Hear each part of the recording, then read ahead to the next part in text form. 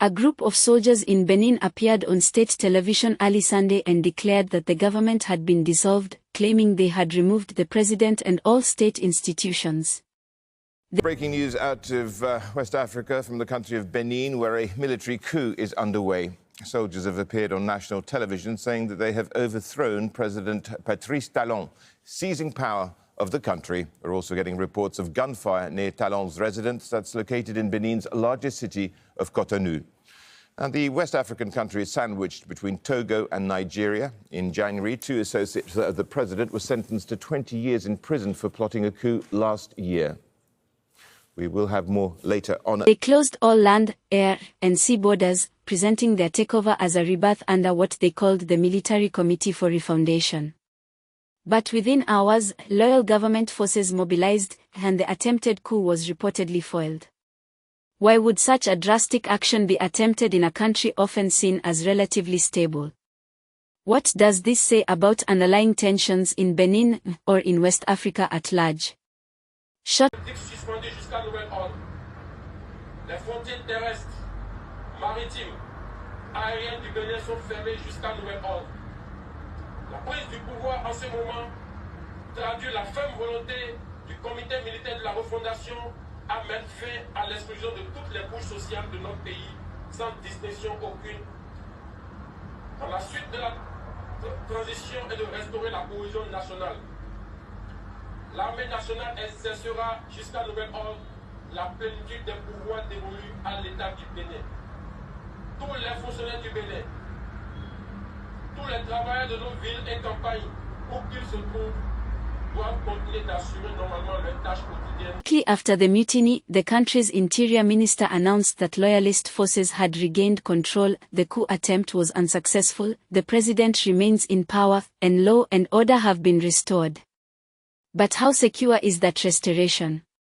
And how fragile is the trust in institutions when a small group of soldiers can appear on state TV and claim control so boldly? The coup attempt has reverberated far beyond Benin's borders. ECOWAS, the regional bloc, condemned the attempted takeover, calling it a subversion of constitutional order. Meanwhile, our country, Nigeria, expressed grave concern and solidarity, condemning the action and urging respect for democracy and the rule of law. Is regional solidarity enough to deter future attempts, or does this reveal deeper structural cracks across our region? The Nigerian armed forces are being offered help from Donald Trump. So difficult are they finding it to protect their own people from ISIS and its chapter there, Boko Haram. So the Nigerian military can be spared to go and attack their neighbor, but they can't keep peace and stop ISIS in their own country.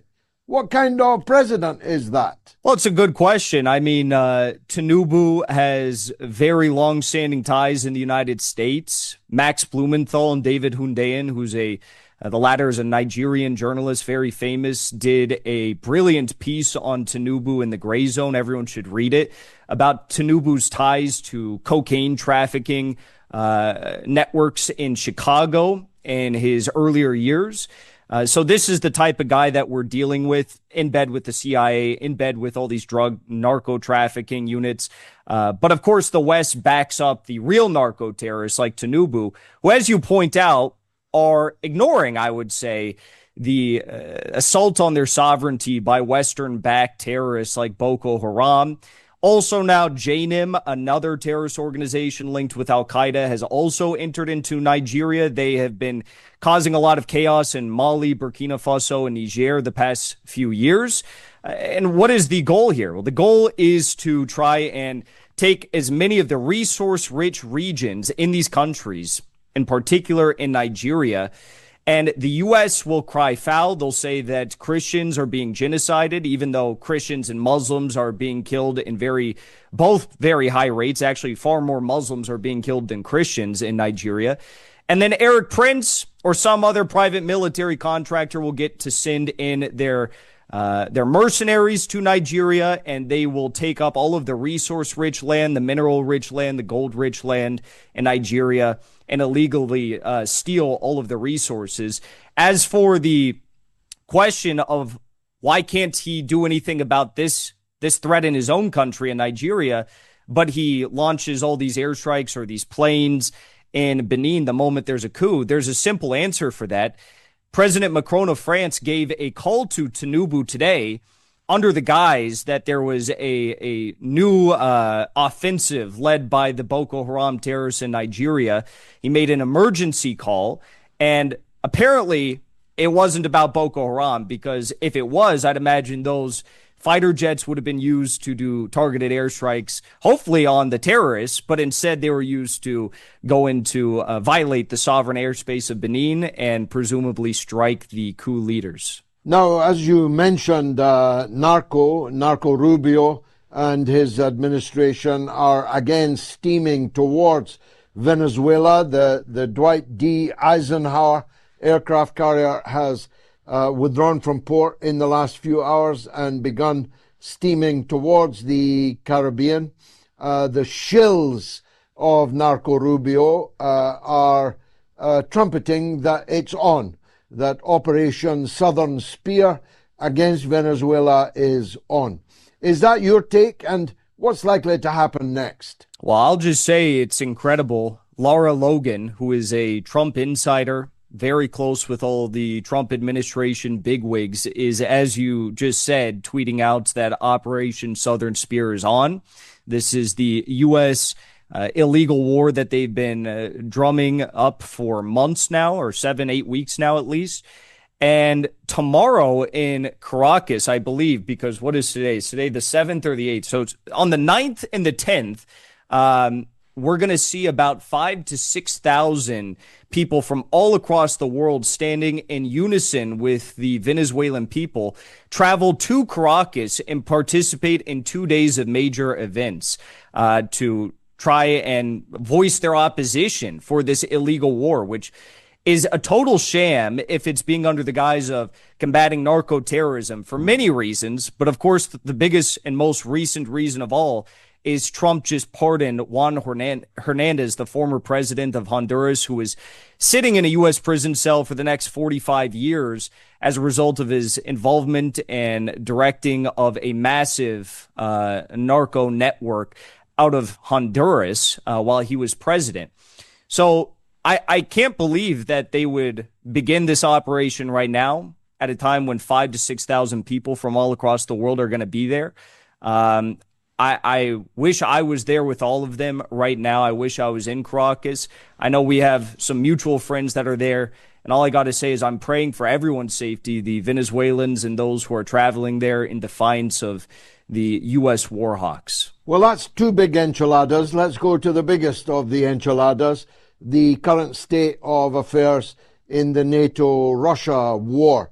I've been listening all day to Donald Trump Jr., for example, who's a remarkably eloquent critic of the Ukraine.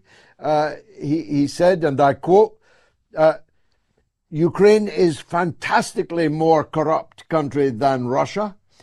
I've been listening to Tucker Carlson saying he hopes to go back to Russia because the last time he was there, I can only describe it as magnificent. The statement even of General Kellogg, who's on his way out. The motives cited by the mutineers included accusations of neglect for fallen soldiers and deteriorating security, particularly in the northern parts of Benin, which have faced rising instability. But is this a genuine attempt to bring reform, or a sign of desperation within the military? And if it is so deeply felt, why did the plotters fail to secure broader support? For now, at least 14 people have reportedly been arrested in connection with the attempt, though the alleged leader, Pascal Tegri, is said to be on the run. 2 senior officers briefly taken hostage have been released. Will those arrests and promises of accountability restore public confidence, or simply deepen fear and suspicion among the population? This event comes at a sensitive political moment as Benin prepares for a presidential election in April, which will see the current president exit after 2 terms. Does this attempted coup signal a broader fear about what happens after the elections? Could it destabilize the democratic process, or is it a desperate gamble by a faction feeling marginalized? Conclusion. What we have witnessed in Benin is more than a failed coup, it is a stark reminder that democracy and constitutional order are fragile, even in nations long regarded as stable. It shows how quickly trust in institutions can unravel, and how new pressures, security, disenfranchisement, neglect, can fuel dramatic upheavals. As we watch how this story unfolds, with arrests, investigations, and promises of justice, we must ask, will this be a wake-up call for reform and renewed vigilance? Or the beginning of deeper instability across West Africa? Stay with us as we follow every update. Thank you for watching, and remember, we rise together by staying informed, standing vigilant, and demanding accountability.